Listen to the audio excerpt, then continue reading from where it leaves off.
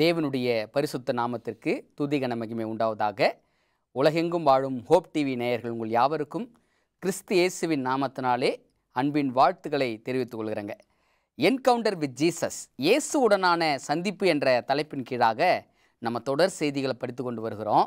ஒவ்வொரு நபர்களும் இயேசுவை சந்திக்கும் பொழுது அவர்கள் அடைந்த அனுபவங்களையும் அவர்களுடைய வாழ்க்கையிலிருந்து இந்த முடிவு காலத்தில் வாழ்கிற நமக்கான பாடங்களையும் நாம் தொடர்ச்சியாய் படித்து கொண்டு வருகிறோம். இந்த அற்புதமான நேரத்தில் இயேசுவை முகமுகமாய் சந்தித்த இன்னொரு நபரை குறித்து நாம் கடந்து செல்ல இருக்கிறோங்க. அவரை குறித்து பார்க்க இருக்கிறோங்க. ஸோ இன்னைக்கு இயேசுவை சந்தித்த நபர் யாருன்னு நம்ம பார்க்கலாங்களா? ஆமாங்க. பார்க்கறதுக்கு முன்னாடி 2 விஷயத்தை ஞாபகம் வச்சுக்கணும். 2 விஷயம் என்ன? 1 கொரிந்தியர் 10:11 என்ன சொல்லும்? இவைகளெல்லாம் திருஷ்டாந்தங்களாக அவர்களுக்கு சம்பவித்தது, முடிவு காலத்தில் நமக்கு அது எச்சரிப்பு உண்டாகும்படி. வேதாகமத்தில் எழுதப்பட்டிருக்கிற எல்லா சம்பவமும் நமக்கு எப்படி இருக்குதுங்களா? எச்சரிப்பு கொடுக்க வேண்டியதாக இருக்கிறது. அதிலிருந்து தேவன் நமக்கு நிறைய பாடங்கள் கொடுக்குறார். ஸோ அந்த பாடங்கள் என்ன என்பதை படித்து கொள்ள வேண்டிய இடத்துல நீங்களும் நானும் இருந்து கொண்டிருக்கிறோங்க. 2வது பாடம் என்ன? 3 காரியங்களை படிப்போம். என்ன படிப்போம்? நபர் யாருன்னு படிப்போம். இயேசுவை முகமுகமாய் சந்தித்த அந்த நபர் யாருன்னு படிப்போம். 2வது அந்த சம்பவம் என்னன்றதை படிப்போம். 3வது அதில் நமக்கு என்ன எச்சரிப்பு அப்படின்றத படிப்போங்க. படிக்கலாங்களா? ஜெபத்தோடு கடந்து போவோமா? வாங்க ஜெபிப்போம். அன்புள்ள ஆண்டவரே, மீண்டுமாக உம்முடைய சமூகத்துக்கு வருகிறோம் ஐயா. தகப்பனே, இந்த பூமியில் நீர் ஊழியம் செய்த நாட்களில் உம்மை முகமுகமாய் சந்தித்த அநேக நபர்களை குறித்து நாங்கள் தொடர்ச்சியாக படித்து கொண்டு வருகிறோம் சுவாமி. இன்றைக்கி நீங்கள் யாரை சந்திக்க போகிறீங்கப்பா? அந்த சந்திக்கிற நபருடைய வாழ்க்கையிலிருந்து நாங்கள் என்ன பாடத்தை கற்றுக்கொள்ளணும் சுவாமி? எங்களுக்கு உதவி செய்யுங்க. எங்கள் கண்களை திறந்தருளுங்க. நாங்கள் உம்முடைய சத்திய வசனத்தை புரிந்து கொள்ள எங்களுக்கு கர்த்தருடைய ஆவியானவர் கிருபை செய்யும்படியாய் இயேசுவின் வழியாய் ஜெபிக்கிறோம். எங்கள் ஜெபம் கேளும் நல்ல பிதாவே, ஆமென். சரிங்க, போகலாங்களா? நபர் யாருன்னு பார்ப்போம், சம்பவம் என்னன்னு பார்ப்போம், பாடம் என்னன்னு பார்ப்போம். போகலாங்களா? வாங்க போவோம். சரி, நபர் யாரு? வாசிக்கப்போம் வாங்க. மார்க்கு 8வது அதிகாரம், மார்க் 8வது அதிகாரம் 22வது வசனத்திலிருந்து நான் வாசிக்க போகிறேன். 22வது வசனத்தில் நபர் யாருன்னு சொல்லிடுறாங்க. பார்க்கலாங்களா? வாங்க. மார்க்கு 8வது அதிகாரம் 22 வாசிக்கிறேன் பாருங்க. பின்பு அவர் பெத்சாயிதா ஊருக்கு வந்தார். யாரு? இயேசு கிறிஸ்து பெத்சாயிதா ஊருக்கு வராருங்க. என்ன நடக்குது? அப்பொழுது ஒரு குருடனை அவரிடத்தில் கொண்டு வந்து, ஒரு குருடனை யார்கிட்ட கொண்டு வராங்க? இயேசுவின் இடத்துல கொண்டு வராங்க. என்ன நடக்குது பாருங்களேன். அவனை தொடும்படி அவரை வேண்டிக் கொண்டார்கள். இப்போ நம்ம பார்க்க போகிற நபர் யார் அப்படின்னா, ஒரு கண் தெரியாத நபருங்க. பிறவியில் கண் பார்வை இல்லாமல் போன ஒரு நபரை குறித்து நம்ம பார்க்க போகிறோங்க. சரிங்களா? சம்பவம் என்ன கீழே படித்து சம்பவம் புரிஞ்சுக்குவோம். அப்புறம் அதில் என்ன நமக்கு என்ன பாடம் இருக்குது அப்படின்றத தெரிஞ்சுக்குவோம். சம்பவம் என்ன? அவர் குருடனுடைய கையை பிடித்து அவனை கிராமத்துக்கு வெளியே அழைத்து கொண்டு போய் அவன் கண்களில் உமிழ்ந்து அவன் மேல் கைகளை வைத்து, எதையாகிலும் காண்கிறாயா என்று கேட்டார். அவன் ஏறிட்டு பார்த்து, நடக்கிற மனுஷரை மரங்களைப் போல காண்கிறேன் என்றான். பின்பு அவர் மறுபடியும் அவன் கண்களின் மேல் கைகளை வைத்து அவனை ஏறிட்டு பார்க்கும்படி செய்தார். அப்பொழுது அவன் சொஸ்தமடைந்து யாவரையும் தெளிவாய் கண்டான். பின்பு அவர் அவனை நோக்கி, நீ கிராமத்தில் பிரவேசியாமலும் கிராமத்தில் இதை ஒருவருக்கும் சொல்லாமலும் இரு என்று சொல்லி அவனை வீட்டிற்கு அனுப்பிவிட்டார். அன்பானவர்களே, சம்பவம் என்னன்னு புரியுதுங்களா? கிறிஸ்து பெத்சாயிதா பட்டணத்துக்கு வந்திருக்கிறாருங்க. பெத்சாயிதா பட்டணத்துக்கு வரும்பொழுது அங்கே யாரை கூட்டு வராங்க? பிறவியிலே கண் பார்வை இல்லாத ஒரு நபரை கூட்டு வராங்க. கூட்டு வர்றது யாரோ ஒருத்தவங்க. சரிங்களா? அதான் சொல்கிறாங்க, அவரை கூட்டி கொண்டு வந்தார்கள் அப்படின்னு தான் பைபிள் வசனம் சொல்லுது. சரிங்களா? அங்கே கொண்டு வந்து என்ன சொன்னாங்க? கிறிஸ்துக்கிட்ட அவனை தொடும்படி வேண்டிக் கொண்டார்கள். அந்த வேண்டிக் கொண்டார்கள் என்ற வார்த்தைக்கு அர்த்தம் என்ன அப்படின்னா, ஆங்கிலத்தில் பெக்கிங் அப்படின்ற மீனிங் கொடுக்குதுங்க. கெஞ்சுதல் அப்படின்ற ஒரு வார்த்தைக்கான அர்த்தம் கொடுக்குது. அப்போ பிறவி குருடனாய் போன அந்த நபரை பார்த்து அங்கே ஆண்டவர்கிட்ட கொண்டு வந்து, ஆண்டவரே இவனை தொடுங்கப்பா, இவன் பிறவியிலே குருடனாக போயிட்டான்ப்பா, பார்வை இல்லாதவனாக இருக்கிறான்ப்பா, அவனுக்கு பார்வை கொடுங்க சாமி அப்படின்னு சொல்லி அவனுக்காக கெஞ்சுதலுக்கு ஒரு நபர் இருக்கிறாங்க. சரிங்களா? அந்த நபர் யார் என்ன என்பதை நம்ம பார்ப்போம். சரி, இப்போ கொண்டு வந்தாங்க, ரைட்டு. இப்போ கிறிஸ்து என்ன செஞ்சார்? இயேசு என்ன செஞ்சார்? உடனே கையை பிடிச்சிட்டாருங்க. கையை பிடிச்சி எங்கே கூட்டு போனார்? ஊருக்கு ஒதுக்குப்புறமாக கூட்டு போனார், வெளிப்புறமாக கூட்டு போனார். வெளிப்புறமாக கூட்டு போய் கண்களில் உமிழ்ந்து கைகளை வைத்து பார்வையடை அப்படின்னு சொல்கிறாரு. அவன் கண்ணை திறக்கிறான். இப்போ என்ன காண்கிற அப்படின்னு கேட்குறாரு. மனுஷர்கள் மரங்களைப் போல, மரம் ரொம்ப முக்கியமான பாடம் இருக்குதுங்க. மரம்னா என்னன்றதை படிக்க போகிறோம். மரங்களைப் போல காண்கிறேன் அப்படின்னு சொல்கிறான். திரும்பவும் ஆண்டவர் அவன் கண்ணில் கைகளை வைத்து திரும்பவும் பார்வையடைந்து நீ பாருப்பா அப்படின்னு சொல்கிறாங்க. திரும்பவும் பார்க்குறான். இப்போ தெளிவாக இருக்குது அப்படின்னு சொல்கிறான். உடனே இதை யாருக்கும் சொல்லாத, நீ வீட்டுக்கு போப்பா அப்படின்னு சொல்லி ஆண்டவர் அனுப்பி விடுறார். இந்த சம்பவத்தை பலமுறை படிச்சிருக்கிறோம் இல்லைங்களா? சில பிரசங்களை கூட நம்ம இதெல்லாம் கேட்டிருப்போம் இல்லைங்களா? நானும் அப்படி தாங்க.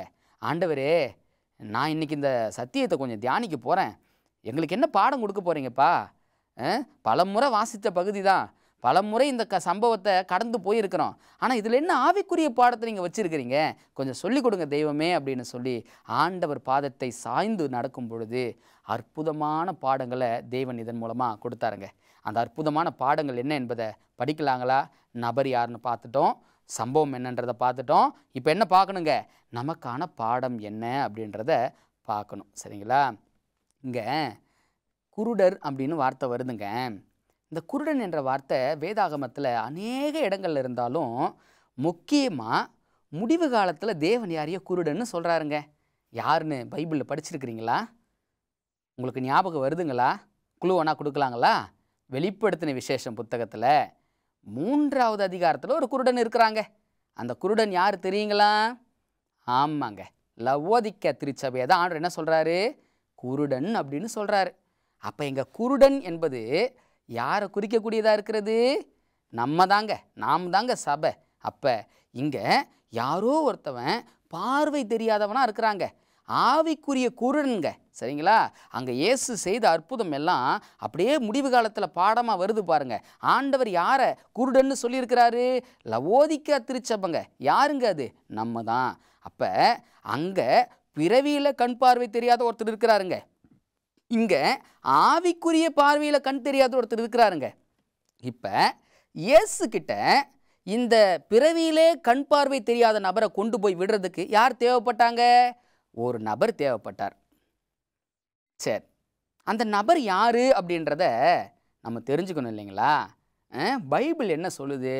இங்கே கண் பார்வை தெரியாத ஒரு நபர் கொண்டு வந்து கிறிஸ்துக்கிட்ட விட்டு வேண்டுறாங்க, அவரை கொஞ்சம் சுகமாக்குங்க, அவரை தொடுங்க, அவருக்கு கண் பார்வை வரட்டுன்னு வேண்டிக் கொண்டார்கள் அப்படின்னு சொல்லி பார்க்குறோமே. இங்கே ஆவிக்குரிய குருடர்கள் இருக்கிறாங்களே, இந்த ஆவிக்குரிய குருடர்கள் இயேசுவினிடத்தில் போகிறதுக்கு என்ன வழி வேதாகமத்தில் இருக்குது? தெரிஞ்சுக்கணும் இல்லைங்களா? லவோதிக்கர் நீங்களும் நானும் ஆவிக்குரிய குருடர்களாக அநேக நேரம் இருப்போங்க. ஆவிக்குரிய குருடர்களாக இருக்கிற நமக்கு வழிகாட்டுறது யாருங்க? ஒரு வசனம் வாசிக்க போகிறோம். அவங்களுக்கு பேரே என்ன வருது அப்படின்றத கொஞ்சம் ஞானமாக புரிஞ்சுக்கணுங்க. சரிங்களா? இங்கே வழி தெரியாமல் இருக்கிறவங்களுக்கு வழியை காட்டுறது யாருன்னு பார்க்கலாங்களா?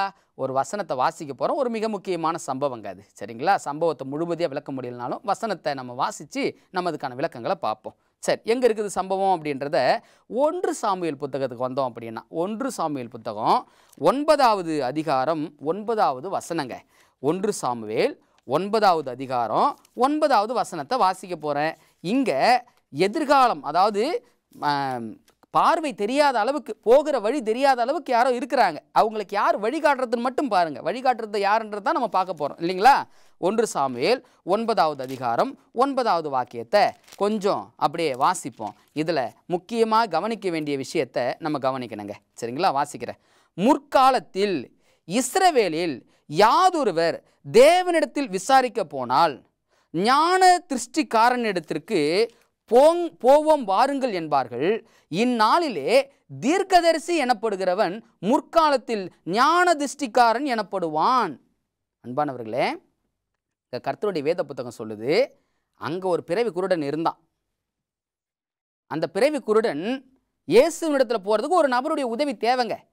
அந்த நபருடைய உதவி இல்லாமல் இயேசுவினிடத்தில் போக முடியாதுங்க. அந்த நபர் யார் அப்படின்றத இங்கே ஒரு சம்பவத்தில் ஆவிக்குரியவைகளோடு சம்பந்தப்படுத்தி படிக்கிறோம். அப்படி படிக்கும் பொழுது எதிர்காலம் தெரியாத ஒரு நபர் தவிக்கிறாங்க. அதான் பார்வை இல்லாமல் தவிப்பது. இங்கே ஒருத்தவன் எங்கே போகிறோம் என்ன செய்ய போகிறோன்னு தெரியாத அளவுக்கு ஒருத்தவன் தவிச்சிக்கிட்டு இருக்கிறாங்க. அவன் யார்கிட்டயே போகிறான்.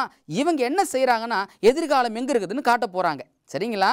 யார் அப்படின்னா இங்கே ஞான திருஷ்டிக்காரன் அப்படின்னு சொல்கிறாங்க. இந்த காலத்தில் அவங்களுடைய பேர் என்னங்களா? தீர்க்கதரிசி அப்படின்றாங்க. நிறைய வசனம் இருக்குதுங்க. இதை விளக்குவதற்கு நிறைய வசனம் இருக்குது. நம்ம ஒரு வார்த்தையை படிச்சிருக்கிறோம். அதை இன்னும் தெளிவாய் புரிஞ்சுக்கிறதுக்கு நம்ம போகணுங்க. அப்போ ஒரு ஒரு ஒரு ஒரு பிறவி குருடன் ஒருத்தவன் இருக்கிறான். அவன் இயேசுவை போய் சென்றடைவதற்கு நடுவில் ஒருத்தன் கூட்டு போனாதாங்க இது வழி அப்படின்னு காட்டி அவனை கொண்டு போய் சேர்க்க வேண்டிய பொறுப்பு யார்கிட்ட இருக்குதுங்க? ஒரு நபர்கிட்ட இருக்குது. அதே போல் ஆவிக்குரிய குருடன் ஒருத்தவன் இருக்கிறான். ஆவிக்குரிய குருடன் யாருங்க? லவோதிக்கா சபை. யார் லவோதிக்கா சபை? நம்ம தான். இப்போ நம்ம இயேசுவை அடையணும். நம்ம பார்வை தெரியல. இப்போ நம்ம இயேசுவை அடையணும். இயேசுகிட்ட கொண்டு போய் சேர்ப்பதற்கு தேவன் யார் போய் ஏற்படுத்தி வச்சிருக்கிறார் தெரியுங்களா? தீர்க்கதரிசிங்க. தீர்க்கதரிசி இல்லாமல் யாரை சென்றடைய முடியாதுங்க? இயேசுவை சென்றடைய முடியாது. முதல் பாடம் இன்னைக்கு தீர்க்கதரிசி அறிந்து கொண்டோமா? நம்ம சபையினுடைய தீர்க்கதரிசி யாருன்னு புரிஞ்சுக்கிட்டோமா? அங்கே ஒரு குருடன் இருந்தாங்க. அந்த குருடனை கொண்டு போய் சேர்த்து வேண்டிக் கொண்டாங்க.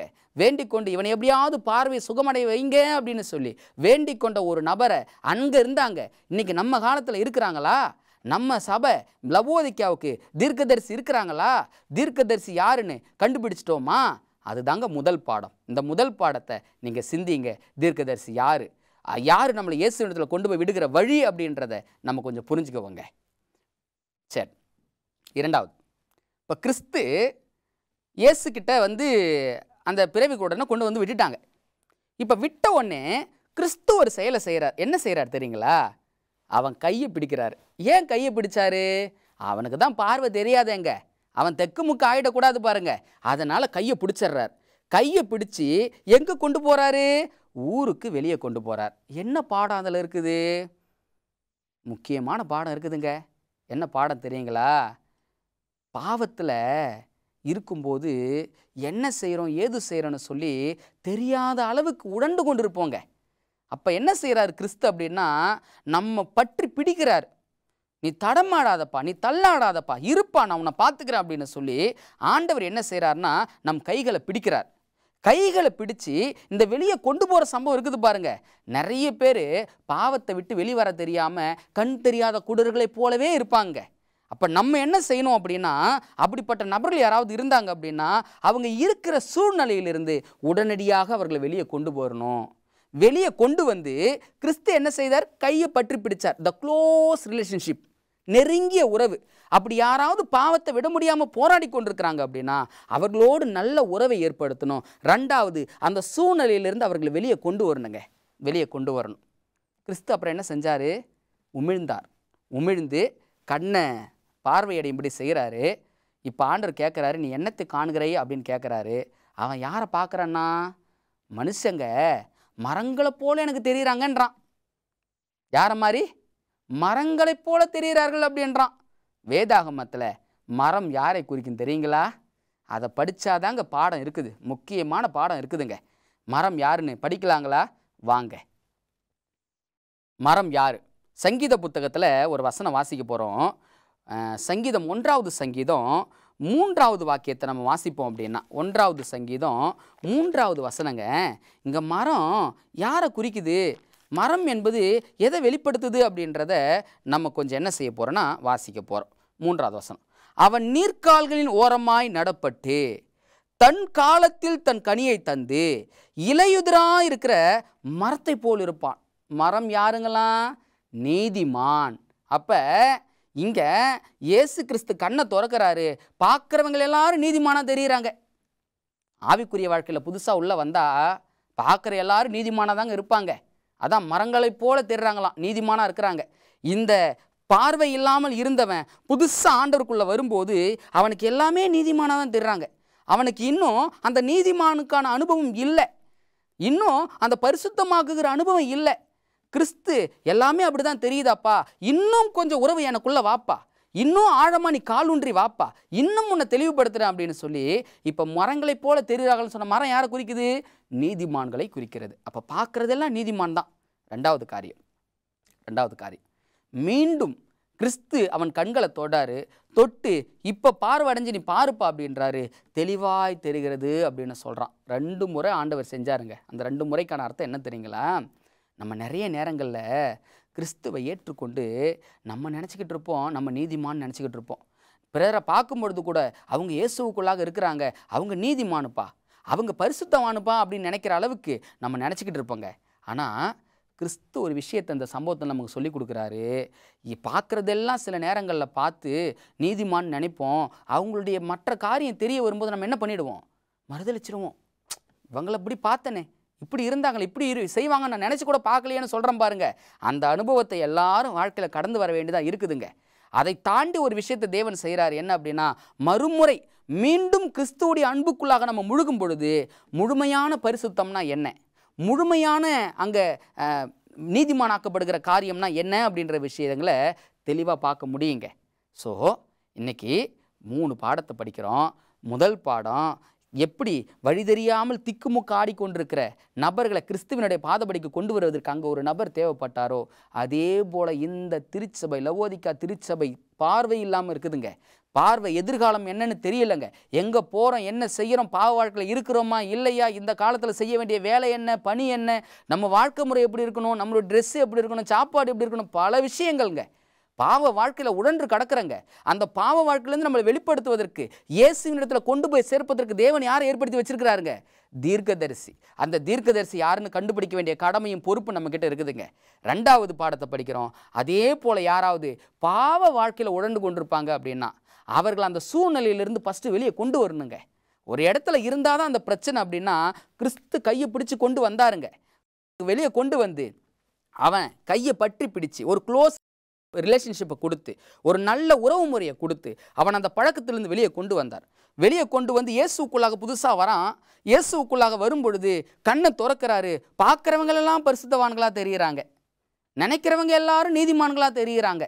ஆனால் மறுகணம் பார்வை சரியா இல்லாத போது மீண்டும் அவனுக்கு பார்வை கொடுக்கப்படும் பொழுது, மீண்டும் கிறிஸ்துவுக்குள்ளாக அவன் அதிகமாய் வளரும் பொழுது முழுமையான பரிசுத்தம்னா என்ன, முழுமையான நீதிமானாக்கப்படுதல்னா என்ன அப்படின்ற அனுபவத்தை அவன் பெற்றுக்கொண்டான்.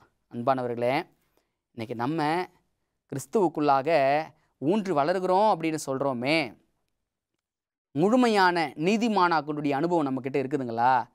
பார்க்குறதெல்லாம் மரத்தை போலவே நமக்கு தெரியுதுங்களா? இல்லை நாமே மரம் என்று நம்ம நினைத்து கொண்டிருக்கிறோமா? சிந்திச்சு பாருங்க.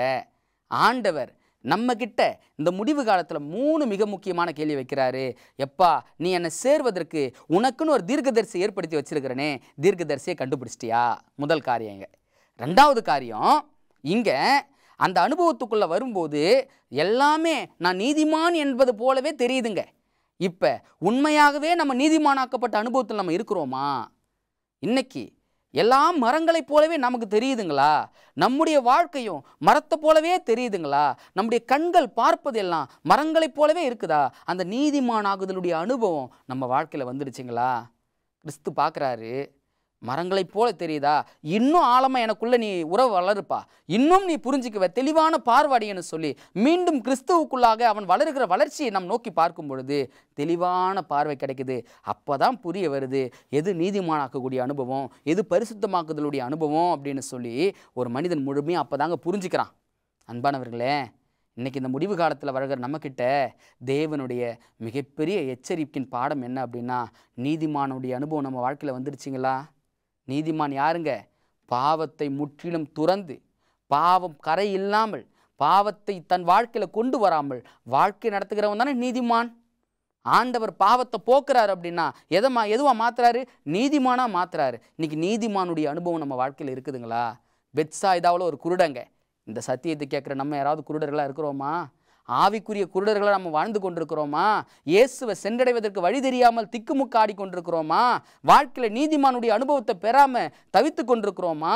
பரிசுத்தவானுடைய அனுபவத்தை பெற முடியாமல் நம்ம சிக்கி தவித்து உழண்டு கொண்டிருக்கிறோமா? வழி ஒன்றே ஒன்று இருக்குதுங்க. என்ன வழிங்க? இயேசுவின் இடத்துல கொண்டு போய் சேர்ப்பதற்கு ஒரு ஆள் தேவைங்க. அந்த ஆள் யாருங்க? தீர்க்கதரிசி. தீர்க்கதரிசி இருந்தாங்க அப்படின்னா நம்ம பார்வை தெளிவடையும். தீர்க்கதரிசி இருந்தாங்க அப்படின்னா இயேசுவை சென்றடைவதற்கான வழி கிடைக்கும். தீர்க்கதரிசி இருந்தாங்க அப்படின்னா கிறிஸ்து கிட்ட கொண்டு போய் அவங்க சேர்த்துருவாங்க. அவங்க சேர்த்துட்டாங்க அப்படின்னா அதுக்கப்புறம் ஆண்டருக்குள்ளாக நம்முடைய வளர்ச்சி படிப்படியாக இருக்குங்க. முதல் படி, செகண்ட் படி, இப்படி தாங்க இந்த சம்பவம் நமக்கு சொல்லிக் கொடுக்குற மிக முக்கியமான விஷயம் என்ன? முதல் படி, எல்லாருமே நீதிமானாக தெரியுது, தான் வாழ்க்கை நீதிமானாக தெரியுது. இன்னும் கொஞ்சம் வேரூன்றும் பொழுது தான் தெளிவான பார்வை அடையிறான். அப்போ நல்லா புரிஞ்சுக்கணும், இன்றைக்கி நம்முடைய பார்வை எங்கே இருக்குது? இந்த 3 ஸ்டெப்பில் நான் இன்னும் குருடனாகவே இருக்கிறேன்பா, எனக்கு பார்வையே தெரியலப்பா அப்படின்னு சொல்கிறக்கூடிய நிலையில் இருக்கிறோமா? இரண்டாவது, எனக்கு எல்லாமே நீதிமானாக தான் தெரியுது, என் வாழ்க்கை நீதிமான மாதிரி தான் தெரியுது அப்படின்னு சொல்லக்கூடிய அந்த மரத்தை காண்கிற அனுபவத்தில் இருக்கிறோமா? மூன்றாவது, தெளிவான பார்வை எனக்கு கிடைச்சிருச்சு அப்படின்னு சொல்லி தெளிவான பார்வையுடைய சூழலை நம்ம இருந்து கொண்டிருக்கிறோமா? அன்பானவர்களே, இவைகளெல்லாம் திருஷ்டாந்தங்களாக அவர்களுக்கு சம்பவித்தது. முடிவு காலத்தில் நமக்கோ அது எச்சரிப்பு உண்டாகும்படி எழுதப்பட்டிருக்கிறதுன்னு சொன்னாங்களே. இந்த சம்பவத்தில் ஆண்டவர் 3 எச்சரிப்பை கொடுக்குறாரு. இந்த 3 எச்சரிப்பையும் இன்றைக்கி நம்ம கேட்குறோமே, எத்தனை விஷயம் நம்ம வாழ்க்கையில் இருக்குதுங்க. சிந்திச்சு பார்க்கணுங்க. நம்ம குருடராக இருக்கிறோமா? நம்ம நீதிமானுடைய அனுபவத்துக்குள்ளே வந்துட்டோமா? முழுமையான பரிசுத்தமாகக்கூடிய அனுபவம் நம்ம வாழ்க்கையில் வந்துடுச்சா என்பதை நம்ம சிந்திச்சு பார்க்கணுங்க. இன்றைக்கி நம்ம இயேசுவை சேர முடியாமலேயே நம்ம தனியாக தவிச்சிக்கிட்டு இருக்கிறோங்க. யாராவது வருத்தப்பட்டிருக்கிறீங்களா? ஐயோ, இந்த பாவத்தை வருஷ கணக்காக நான் செய்கிறேனே, இந்த பாவம் என்னை விட்டு போகவே மாட்டுது, நான் பார்வை தெரியாதவன உழண்டு கொண்டிருக்கிறேனே, யார் என்னை தேற்றுவார், யார் என்னை மாற்றுவார், ஏங்குதே உள்ளம் ஏங்குதே அப்படின்னு சொல்லி யாராவது ஏக்கத்தோடு இருக்கிறீங்களா? ஆண்டவர் ஒரு வழியை கொடுக்குறாருங்க. வழி என்ன தெரியுங்களா? போய் தீர்க்கதரிசியை சந்திச்சுங்க. தீர்க்கதரிசி நீங்கள் சந்திச்சாதான், தீர்க்கதரிசி மூலமாக தான் எங்கே போக முடியும்? இயேசுவின் இடத்துல போக முடியுங்க. வழி அங்கே தாங்க இருக்குது. அந்த வழியை கண்டுபிடிக்கிறவங்க நிச்சயமாய் பார்வை தெளிவடையுங்க. நீதிமானா மாறணும்னு உள்ளம் பல வருஷமாக துடிச்சிக்கிட்டு இருக்குதுங்களா? பாவமே இல்லாத ஒரு வாழ்க்கையை வாழணும்பா, அவருடைய பரிசுத்த சமூகத்தில் நித்தம் நித்தம் வாழணும்பா அப்படின்னு சொல்லி பரிசுத்தமாகுதலுக்காக ஏங்கி கொண்டிருக்கிறீங்களா? ஆப்ஷன் இருக்குதுங்க. ஆண்டவரை போய் நீங்கள் பாருங்கள், ஆண்டவரை போய் சந்திங்க. அவரை சந்திச்சிங்கன்னா அவர் உங்களுக்கு பார்வை தருவாருங்க. தீர்க்கதரிசி வேலை கொண்டு போய் விடுற வேலைங்க.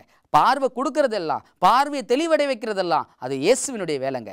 அந்த வேலையை செய்வதற்காக தேவன் இந்த முடிவு காலத்தில் ஏக்கமாய் காத்து கொண்டிருக்கிறார். லவோதிக்கே திருச்சபையை பார்த்து ஆண்டவர் சொல்கிறாரு, நீ குருடனாக இருக்கிறப்பா, ஆனால் உன் நிலையை நீ உணரலப்பா.